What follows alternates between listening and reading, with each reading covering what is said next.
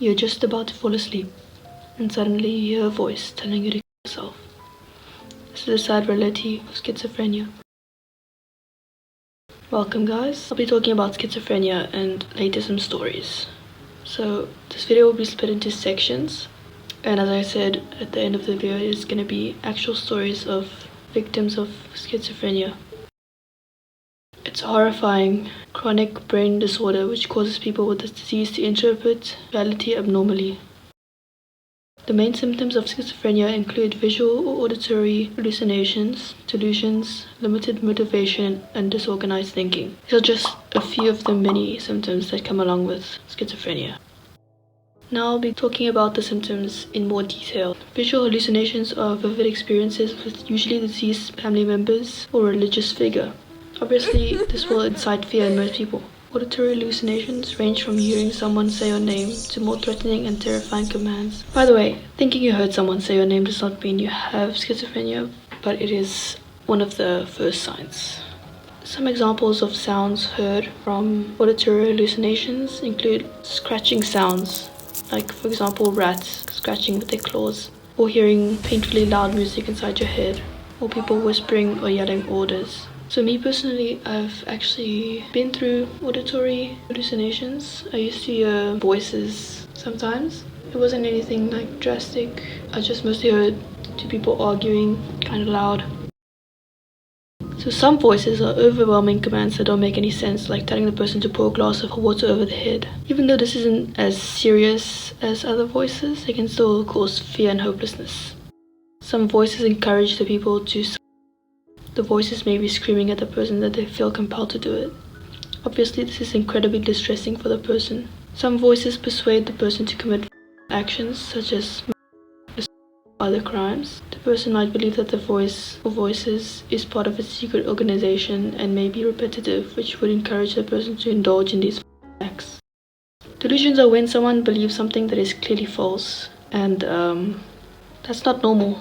It's a irregularity in their brain. Some delusions make the person believe that they are better than others, which is called grandiose delusions. Some make the person believe that their spouse is having an affair, which is called jealous delusions. Some delusions make the person believe that celebrities are in love with them. This could even lead to stalking or something more serious. This is called erotomanic delusions. Some delusions make the person believe they are suffering from a medical condition they don't have. That is called somatic delusions. Some delusions make the person feel paranoid, like being spied on or someone is going to hurt them.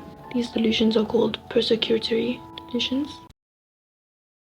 Now, while making this research, I actually stumbled across a website that said that there's not really quite a known cause of schizophrenia, like there's not one definite thing, but a few of them could be genetics. If a family member has schizophrenia, you're highly likely to also have it. It could be from birth complications, like low birth weight or premature labor, or it could even be stress from life events, like losing a job or home, divorce, and the last one is probably the one most backed by science, is using especially weed and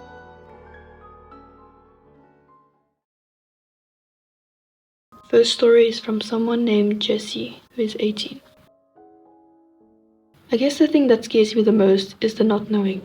Not knowing exactly what happened in certain situations as opposed to what really happened. It's almost like a dream, isn't it? It feels real at the time, and then suddenly you're sucked back into reality. Only, for me, reality never quite came. I was constantly floating along, viewing the world differently than everyone else, as though I was looking through murky water, unable to see clearly. I'd hear people talking to me, telling me to do things, horrible things. But I could see no bodies, no mouths moving, no people talking. They weren't always terrible though. At first, they were even nice. They told me they were my guardian angels and that they looked out for me and watched my every move. They told me I was destined for greatness, that I'd become a famous singer and my life would be perfect. So I believed them, and in my dreamlike world began to live like a celebrity. I'd sing to myself everywhere I went and could hear my fans whispering, hidden in the trees, telling me how good I was. And so, for a while, I believed it. But then things started to change. They became obsessed and listened to my every word, even recording my voice, only to play back to their friends to fawn over the melodic tunes of my voice. I became increasingly suspicious and paranoid. I was watched everywhere, even in the privacy of my own home. I'd be having a conversation with my mom in my room, and then suddenly the next day, kids would be discussing my bra size to the exact detail my mom and I had discussed. How did they know that? I began to become more and more paranoid, changing in the dark, showering only after my mom made sure the bathroom was clean from any video recording devices. Even then, I got in and out as fast as I could. I began to feel so terrified, I literally felt sick to my stomach. I began throwing up from worry and unable to keep any food down. For a while, it went on like that, until I noticed him. Or should I say, he noticed me. For years, I'd watched him from a distance, soaking in his every word, every move. To put it simply, he was gorgeous. The hottest guy in school, in my book. Anyway, it seemed after years of lusting after him, he began to notice me. Really notice me. And boy, it felt good. He began following me everywhere I went. He'd follow me home, though I could never see him. I knew he was there. I could feel it. And so, we began to talk. We talked a lot, but only outside of school. Every night, he'd wait outside my window and we'd stay up talking the entire night. Sometimes he'd even sing to me. He had the nicest voice ever. Finally, he decided to proclaim his love to me at school. He waited until lunchtime and took a microphone with him and stood on the table in the middle of the cafeteria. Embarrassed, I had run to the bathroom and locked myself in the stall. But even from there I could hear it. His voice. Oh, his voice. He announced to the entire school that I was his one true love. I was so embarrassed, I faked being sick and went home. To my surprise, he followed me home.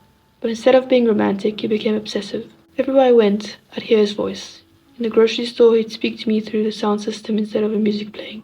He talked to me through the radio, no matter what station I chose. He spoke to me through the TV. He even read aloud to me and changed the words a bit whenever I'd been reading a book. I tried to drown him out with music, but even then he sang louder than the music. He began demanding things from me. He commented on my body when I changed or showered, told me to come outside and meet him to hook up. For days I wouldn't leave my house, let alone change or shower. I tried sleeping, but even then he'd scream at me to keep me awake. Eventually I had to return to school. Not that it did me any good. I was so exhausted from me being unable to sleep, I found it impossible to concentrate. I was constantly falling asleep and failing all my classes. Soon my parents began to notice I was acting strange. They told me I wasn't making a lot of sense and that I was talking to myself. They told me I had some sort of illness called psychosis. Angry, I didn't believe them and ignored them. Later though, I began to get so angry and act so strange that they rushed me to the emergency room. He was there, and I could hear him talking to me the entire time. A nurse came and talked to me and tried to tell me that I had psychosis, but I could hardly hear her over him yelling that she didn't know what she was talking about, that she was lying. Later, my parents told me they thought it was a good idea to live in the hospital for a while, so they could monitor me on this new medication I was given. As they said their goodbyes, leaving me in the hospital room, I felt angry and betrayed. How could my own parents leave me in some loony bin? I wasn't insane, I was perfectly normal. For a while, things were bad.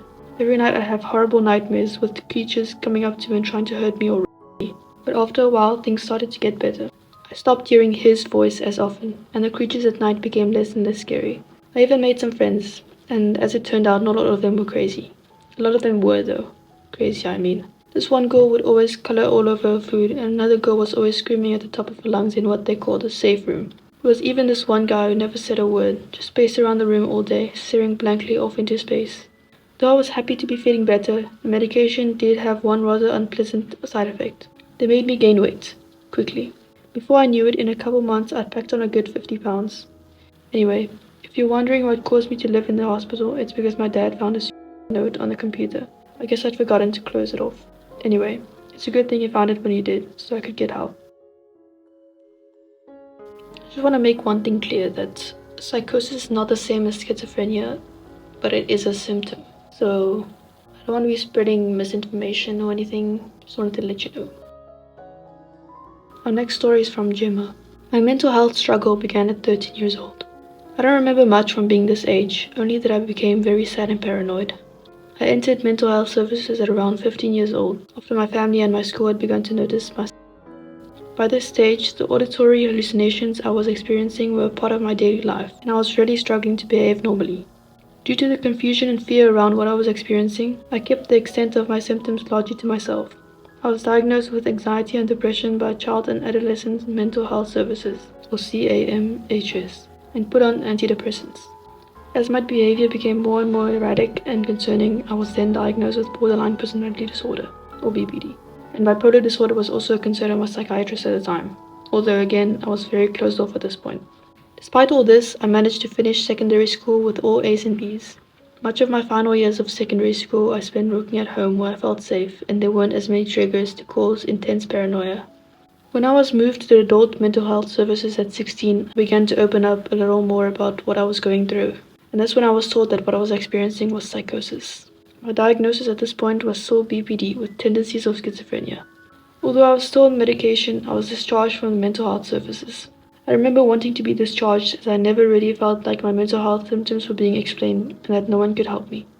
I think because I was managing well in terms of my academic life, which has always been a source of focus and comfort for me, there was a reluctance to consider a serious diagnosis such as schizophrenia. At around 17 to 18 years old, the paranoia and auditory hallucinations were so intense that I did not even trust my mother and spent my day sitting in the corner of the kitchen so that no one could come up behind me. I could not trust anyone. I'm lucky enough to have a very supportive mother who spent nearly every waking moment with me to stop me from or attempting to end my life. After a visit from the crisis team and the question of whether or not I would benefit from hospital admission, I was thankfully able to regain my normal life in the community. This would not have been possible without the unconditional support and the willingness to learn shown by my family and friends. Eventually I decided to come off my medication as I felt that it was somewhat numbing my intellectual ability, emotional capacity, and making me constantly drowsy. For many years now, I have learned to cope with my auditory hallucinations, paranoia, and the plethora of other symptoms that come along with it. For as long as I can remember now, I have heard 5 different distinct voices that are generally paranoid in nature. These voices do not sound like internal thoughts or my own voice, but sound like they are coming from the outside world. That's where the psychosis comes in, as it can be difficult to differentiate what's coming from within my head and what isn't. My coping mechanisms range from keeping myself engaged in a physical activity to keep my mind focused on reality. This can be as minor as using a fidget spinner, to visualizing techniques such as picturing the life I want to have in the future.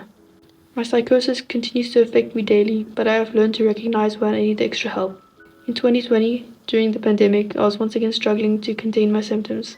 My new psychiatrist has confirmed that he believes that I am experiencing psychosis and that BPD is not the issue. I am therefore soon to begin a new medication which will hopefully work better for me. Although I've never fought for a diagnosis of any sort, I am relieved that I am another step closer to understanding my brain. I always felt strongly that I was not suffering from a mood disorder, but that my mood was heavily affected by the fear, confusion, and isolation caused by my psychosis.